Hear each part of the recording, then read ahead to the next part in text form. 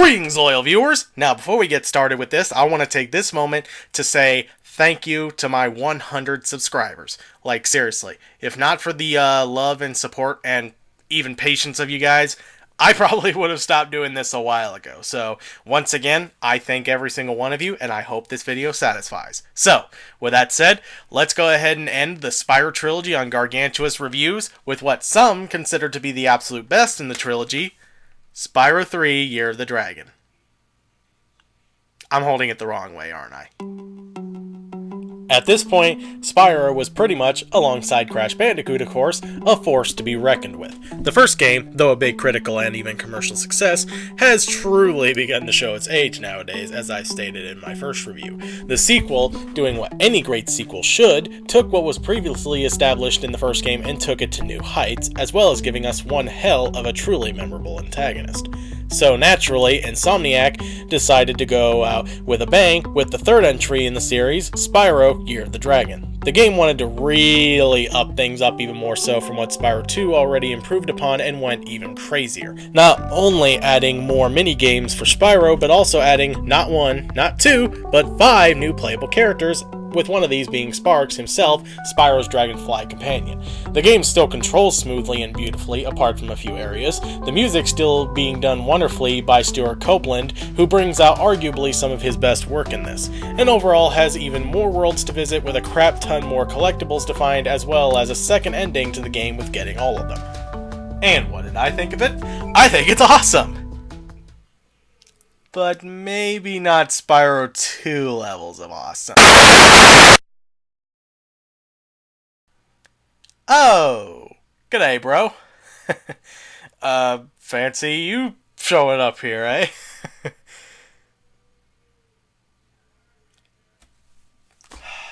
Okay, I see where this is going. So, my brother over here, Dotaku101, will occasionally come about to say why, especially given how he's still giving me the stink eye of why he personally loves Spyro 3 over Spyro 2. So, with that said, let's not waste any time. Let us go ahead and end the Spyro Trilogy with Spyro 3: Year of the Dragon. The game begins, like the last two games, in the world of dragons. A little strange that it doesn't actually say that though, like the previous two, but whatever. As the dragons are sleeping alongside their dragon eggs, as well as with Hunter, and no, I will not be making any bestiality jokes or anything of the sort throughout this entire review, because, let's face it, the internet has already done that quite enough between Spyro and Allura, especially recently. This is where we're introduced to Bianca, who is one of the main baddies of the game, and we're also introduced to the main enemies of the game, the Rhinox, who she unleashes to steal the dragon eggs through the means of many holes. I'm sure there's a dirty joke there somewhere, but I'm too good for that. And just as they're about to make their escape, she makes the mistake of stepping on Hunter's arm, causing him to scream and wake up the rest of the dragons. Though they are almost caught, they still manage to get away by jumping down the holes. Not too long after this, we are introduced to the main bad guy of the game, the Sorceress, who is arguably the most evil bad guy we've seen so far, though her design is just kinda okay. Design aside, the reason I say she is the most evil bad guy we've seen so far is that her plan involving the baby dragons is kind of screwed up for a kid's game.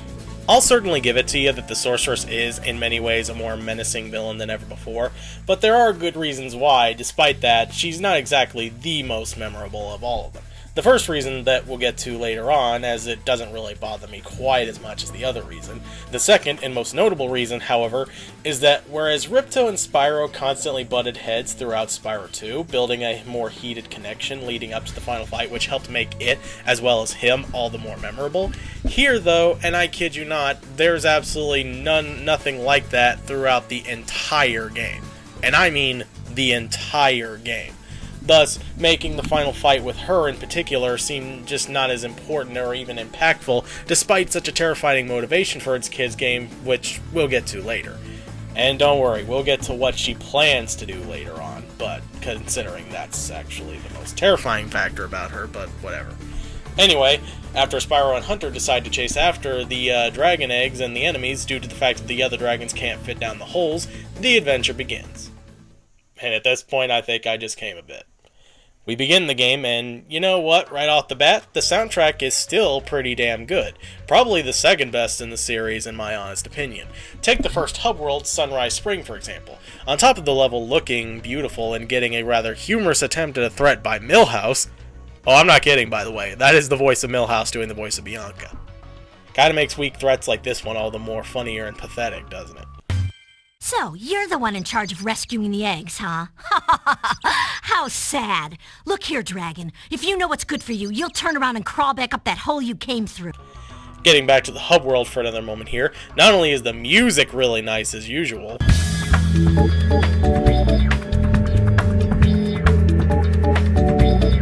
but it also brings back good old Moneybags, this time locking up the new thing that this game introduces, new playable characters. It's here that we're introduced to Sheila the kangaroo, who does what pretty much all the other unlockable characters do as soon as you free them.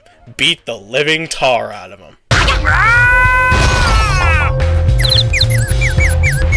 God, isn't that ever so satisfying.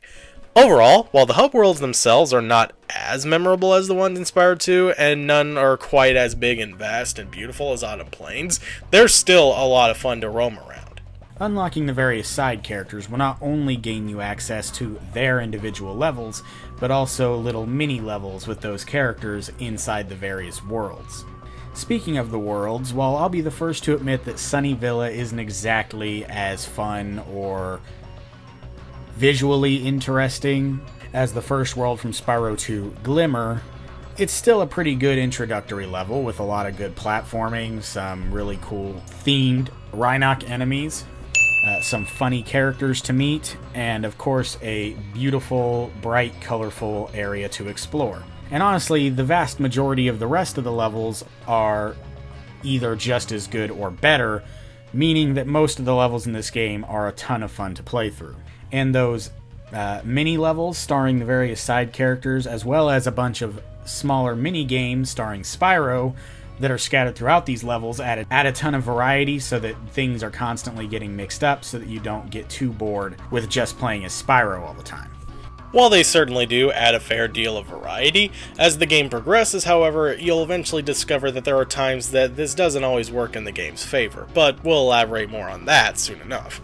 After you complete a level and collect a dragon egg, which not only have their own cute little names admittedly, but also with some rather cute animations, the local of that level will this time actually help you out by putting together, or in this world's case, pull down, a hot air balloon, deja vu, to help you progress to the next world. Honestly, that's not a bad idea, as it's a nice way to get you to play all the levels in the world and feel very well accomplished as a result, and plus, it's always just great having those that you save actually help you out on your journey, and we'll even elaborate more on how that especially comes into play in the boss fights later. Even more so, there are some levels in this game that are only accessible by collecting a certain number of dragon eggs. However, I might have mentioned this in my previous review, but the one thing I don't like is that there's no cutscenes for when you enter and leave a level. Even when I first played this as a kid, I thought to myself, why? I mean, I get that maybe they were so busy with all the other new stuffs that they simply didn't have the time and resources for it, but those were some of the best parts of Spyro 2, as they added more personality to the different worlds. I mean, why not at least add some in there for the sake of consistency? While I do agree that it's a little disappointing that we didn't get those little opening animations that we got in all the Spyro 2 levels, which did add a ton of personality to those levels and the inhabitants of them, I do think that the sheer variety of different kinds of levels, as well as all the different kinds of mini-games we get within those levels, kind of makes up for it. Not to mention, we do still get little cutscenes from time to time to sort of push the story along, and that's still more than I can say for the first Spyro game, at least. Now we move on to the first boss. We get a cutscene of the sorceress telling Bianca that she's had enough of her just threatening Spyro and Hunter, telling her that she needs to take it a step further and use her magic to create a monster like she trained her to do to kill them. And this is something that I honestly think Spyro 3 did way better than Spyro 1 and better than Spyro 2, was the boss fights. I agree. Oh, can't you just admit for once that Spyro 3 did something better than Spyro 2? Wait, what'd you say? Yeah, I certainly agree with you on this one. The boss fights in this, most of them anyway, I do think are the right kind of challenge and fun for what they are. Buzz, for instance, is actually a pretty fun first boss. I dare even say, for the most part, a better first boss than Crush, purely because of how surprisingly aggressive he is. And I also think that it's a nice bit of variety to actually have the unlockable characters come in and help you fight them. And to the game's credit, they actually do help in unique ways that are actually kind of fun and satisfying and sort of make sense for what they do. Also, the music!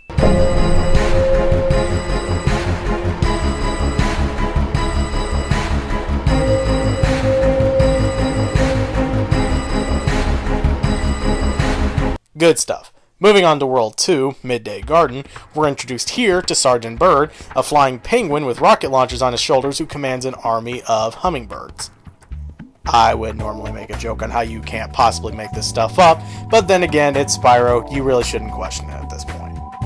I suppose it's worth mentioning that Moneybags is back in this game, and if you thought he was obnoxiously greedy in the second game, not only is he surprisingly kind of more of a douchebag in this one, but he also is far more greedy and appears far more frequently. He will appear in many worlds just to extend bridges or open doors, as well as once in every hub world to unlock an unlockable character, and he will charge you obscene amounts of gems for everything.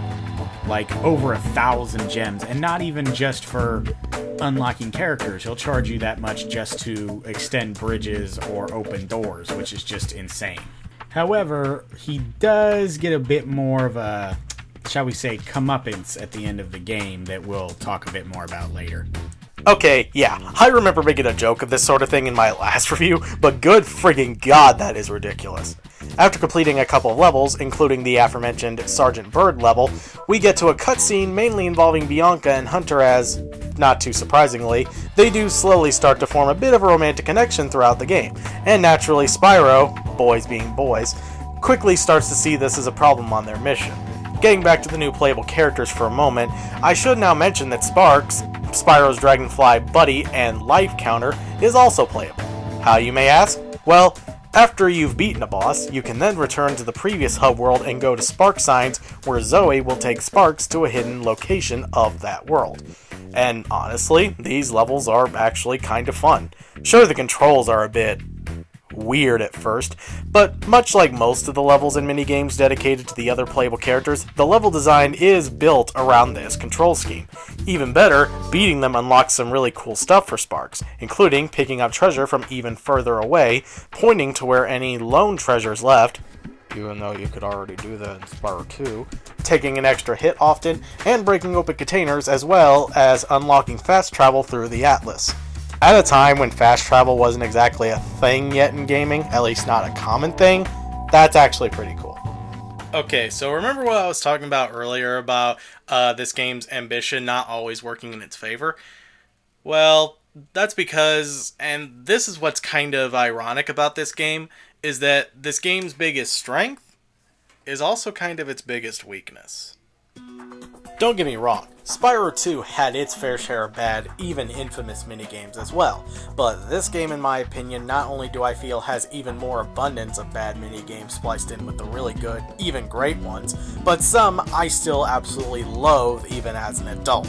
For example, the Firefly escort mission in Spooky Swamp, where you play as Sheila by the way, I find that, especially after replaying it again recently, I find to be slightly more obnoxious than the Alchemist mission in Spyro 2, not only because they move faster, but when mixed in with them also veering in opposite directions at the last second, makes this more annoying than it should, and frankly, as much as I do enjoy playing Sheila, I don't think her controls really are utilized to this level's advantage.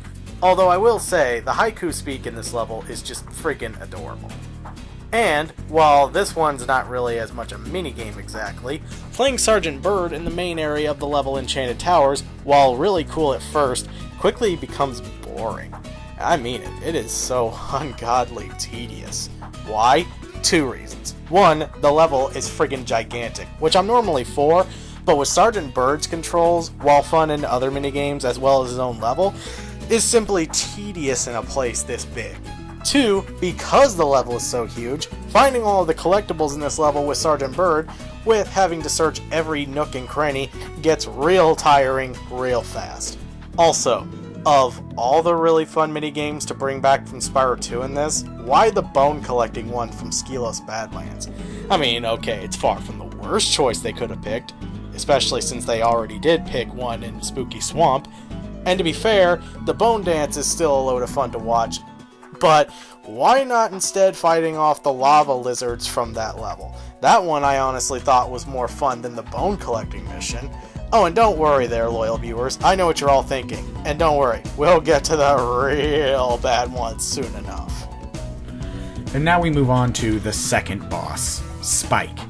This time around we get another cutscene with the Sorceress and Bianca, where the Sorceress chews Bianca out for failing to stop Spyro and Hunter the first time, and decides to take matters into her own hands, conjuring up a huge mutant whatever that is. And I'll be real, even as an adult, this guy is quite a bit more challenging than you'd expect from a typical Spyro boss. He actually manages to kill me every now and again, which is pretty surprising for a Spyro boss. I agree. Once again, the boss in this is actually pretty fun, and yeah, I kinda hate to admit it, but yeah, he nearly whooped me with his electrical projectiles that follow you and are super fast, but thankfully are not too hard to dodge. And once again, it is kinda cool to have the unlockable character, in this case Sergeant Byrd, help you out in this fight. Oh, and by the way, for those wondering why he doesn't just simply use his rocket launchers to damage him, well... So I flew in to help out. It seems my rocket launchers don't affect this creature. Yeah, that. And with that, we move on to World 3, Evening Lake. And in my opinion, the majority of my own personal criticisms toward this game can be mainly traced right here. Why is that? For starters, it's here that we unlock the next character, Bentley the Yeti. While his character of being a kind of sophisticated Yeti with a club is actually kind of neat, and even, dare I say, funny, in terms of how you play him though, where do I even start?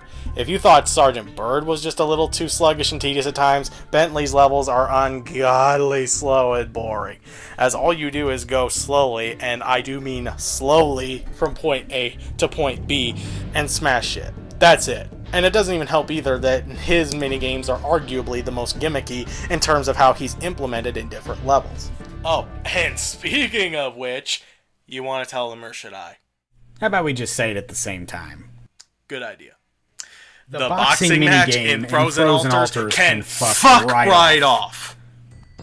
Like, seriously, I don't even think the most diehard enthusiasts of the game, and trust me, I just got the stink eye from one of them, can defend this one. And there's good reason for that. While this minigame is really nothing too difficult in terms of the controls, it's literally like 2 buttons and moving left to right, the big problem comes in the form of the hitbox. Specifically the hitbox detection, but the hitbox itself is still not great either. As far as the hitbox itself, Bentley has a pretty big hitbox, and the Yeti you're fighting has a pretty wide swing, meaning his reach is farther. Whereas Bentley doesn't have a very far reach with his punches, but the Yeti's hitbox is quite small. Meaning he doesn't have to be very close at all to hit you, but you have to be pretty close to hit him. And on top of that, the hitbox itself is a pretty inconsistent hitbox. There are times where you feel like you're close enough to hit him, you feel like you should have hit him, but for some reason it just doesn't. Your punches just don't connect. I remember as a kid this being one of the most frustrating parts in the game, and even as an adult it still gets on my nerves quite a bit. And if that already wasn't bad enough, this is a 2-part mission. Yeah, after you beat the Yeti the first time, you have to beat him again, only this time there are 3 rounds for this one. And if you can't beat him by the end of the 3rd one, you lose and have to do it all over again. What makes it even harder than before is that the enemy Yeti has more hit points, is even more aggressive, and as mentioned earlier, can hit you from further away, whereas you have to get up close and personal to even hit him, thus making you a bigger target. And after all of that, does his brother even get his stupid ball back? Of course not. I mean, sure, we get another dragon egg, but after all that we went through to get both those eggs, all I want to do now is just jump into the screen and attempt to stab him with his own horns. Now, Before we go any further, I want to clarify that as much as I hate this minigame, Frozen Altars as a whole is still a fun level in spite of that, especially with the admittedly fun cat hockey minigame. There are other levels too in this world that I'm not too keen on, like Lost Fleet, well with it having a basically slightly different version of Sheila's theme, and the submarine minigame, which is just kinda dull, especially the second part. But with all that out of the way, let's go over the things I do like about this world, starting with the fan favorite level in 3, 2, 1... Fireworks Factory! Well, I will admit the layout is kind of standard. The visuals, the enemies, the challenges, most of them anyway, the return of the Agent Twins from Spyro 2... Hey, they actually did manage to bring back something good from Spyro 2 for a change, aside from Hunter, of course. And most of all, the music!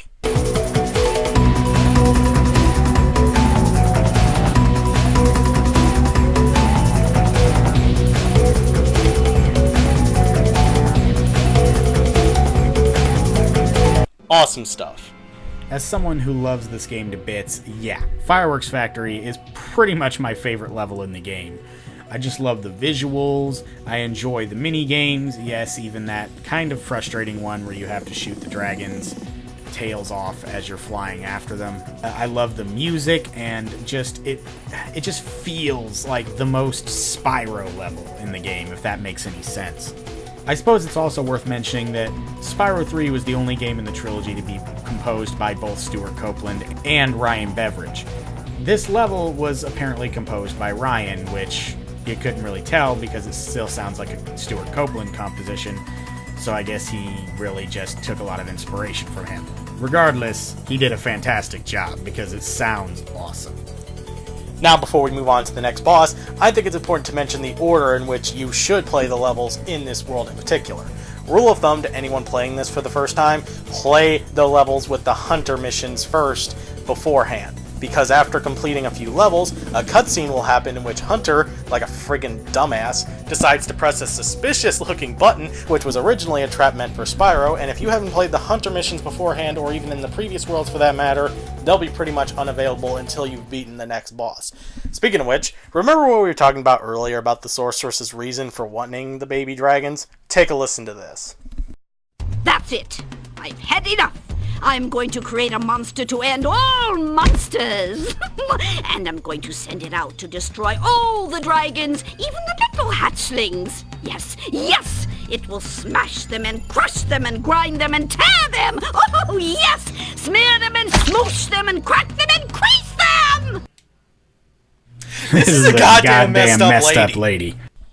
I mean, Jesus Christ. In order to achieve immortality, she is willing, or I should say excitedly willing, to kill the little dragon hatchlings for their wings in order to accomplish this goal?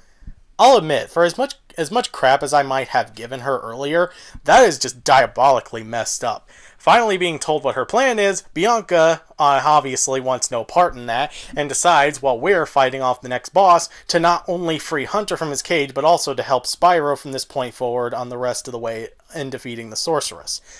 With all that out of the way, we move on to probably my favorite boss of the game, Scorch. Firstly, look at this guy. My jaw dropped when I first saw this thing as a kid. I'm not even kidding. Secondly, the way you fight him is also the most creative, as Bentley will give you some projectiles to fire at him while his force field is down. And on top of that, he spews eggs of established enemies, including friggin' Buzz, the first boss. Now, I should say that this is probably my favorite boss, in theory.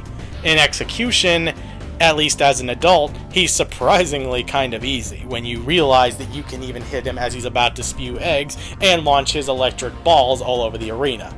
My god, that sounded a little dirty. After beating him, we unlock the final new character in Midnight Mountain, a laser-crazy monkey named Agent 9, whose minigames and levels I don't dislike quite as much as Bentley's, but are certainly not my favorites either. Particularly the first-person minigames in both Dynamine and Fireworks Factory. They are very stiff and a bit slow, and therefore, you're bound to get hit at least a few times and even die because of that. Although I do particularly enjoy his minigame in the Egyptian Tomb level though. But that tank battle minigame can fuck right off though. And now we move on to what you've all probably been waiting for since we began this thing, the final boss. I think it's just okay. While it's definitely not nasty Nork levels of pathetically easy, the way you fight her is not exactly my favorite either in comparison to the previous boss fights. Agent 9 in this will shoot down vehicles from above to attack the sorceress with, which, much like the last boss, is neat in concept. The problem is not only that these are a little stiff for this kind of fight, with the sorceress constantly running all over the place after you take control of the vehicle, making it a bit annoying to even hit her. And by the time you do manage to get in a few hits, she'll shoot a fireball at you which will force you to jump shark. Even worse is the fact that most vehicles in this have limited ammunition, so you have to be extra careful where you aim. And even with the saucer, the final type of vehicle you get has unlimited ammunition, it's so annoying to control that you'll often steer directly into her, which she'll use her barrier attack to destroy it and also do damage to you. Does this make the fight hard? No. In fact, for a final fight, especially with all the other fights we had, it's easy as friggin' balls. But if you think this is bad, just wait till we get to the true final fight later on. After you beat her for the first time, which, by the way, how does the friggin' thing turn to purple into a normal dragon egg? She somehow survives that, and we first partake in 4 whole cutscenes before the classic end credits, which is still really nice to listen to.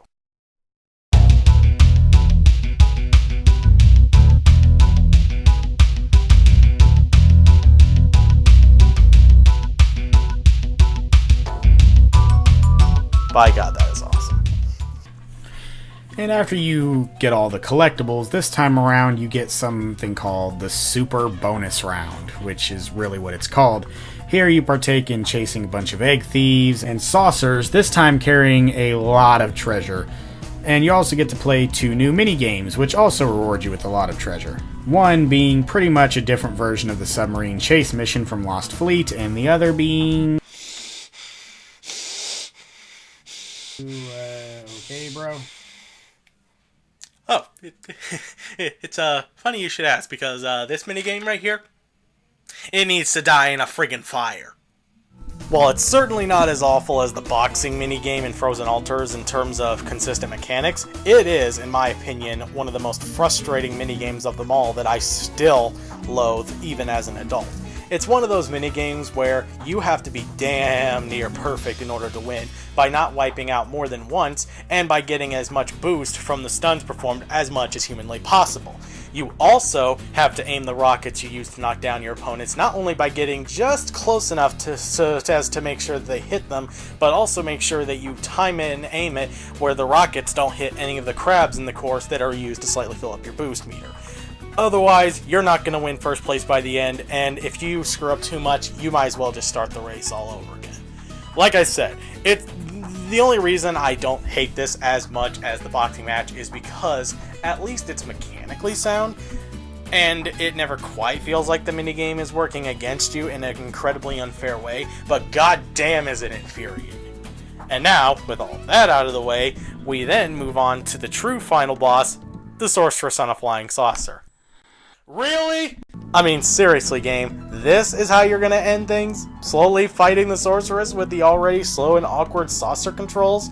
Followed by the final cutscene of the trilogy that quite literally ends with one of the baby dragons burping?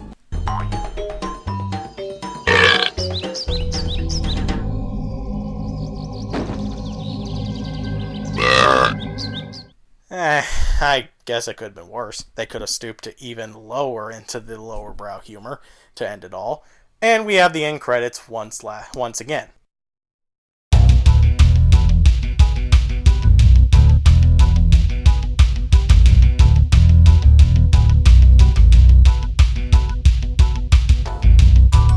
And now I think I need to go do some laundry. And that's the end. So, after all of this, I want to further emphasize that I do love Spyro 3. In fact, in my opinion, I do think it was a rather ideal way to end the original trilogy. I really do. It's just, I think its shortcomings do hold it back from being as awesome as Spyro 2, in my opinion. Now, you may be willing to disagree with me, and I would be okay with that. It is, after all, just my opinion. Had it been more polished in the areas where it needed, I personally think this could have been a masterpiece of gaming. As is, it's still pretty awesome, and if you want a ideal way to end the trilogy and want to see how it ends, this would definitely be a great one to check out. And that is why I, King Gargantuous, give this game 8.5 dragon eggs out of 10. So, that I think about wraps up the original trilogy, and honestly, looking back, it's kind of amazing how well it's held up after 20 years. From its humble beginnings to becoming a freaking icon in the industry, Spyro the Dragon is an IP that is still remembered fondly to this day. And this, as well as Spyro 2 especially in my opinion, are perfect examples of why that is, from being the IP that pulled Insomniac out of bankruptcy to being the many financial pillars of Activision, even if that wasn't exactly for the best, at least in terms of the long term. It's especially clear with the Reignited Trilogy coming out on November 13th that Spyro, alongside our good buddy Crash, will not be going away anytime soon. Even if I don't love Spyro 3 as much as the second game, I still think that it was, without a doubt, the perfect chapter to end such an amazing adventure. And as long as I, as well as every other Spyro fan out there, gets that feeling anytime while playing it or any of the other ones, we'll always be right back at that special place from where the adventure began once more. But anyway, what good is it to just talk about 3 good games? Why not we go ahead and talk about some of my personal favorites from the original PS1. So, join me next time as we talk about, for the first time in my countdown of my favorite PS1 games of all time. And, until then, I'm King Gargantuous. I'm Dotaku101. And I'll see you all next time. Hey guys, thanks for watching. Be sure to subscribe to me if you want to see more videos like this. Follow me on Twitter at King Gargantuous if you want to know what I'm up to. And if you want to support videos like this, plus the many other ideas that I have in the near future, be sure to support me on patreon.com/KingGargantuous. Thanks again, guys, and I'll see you all next time.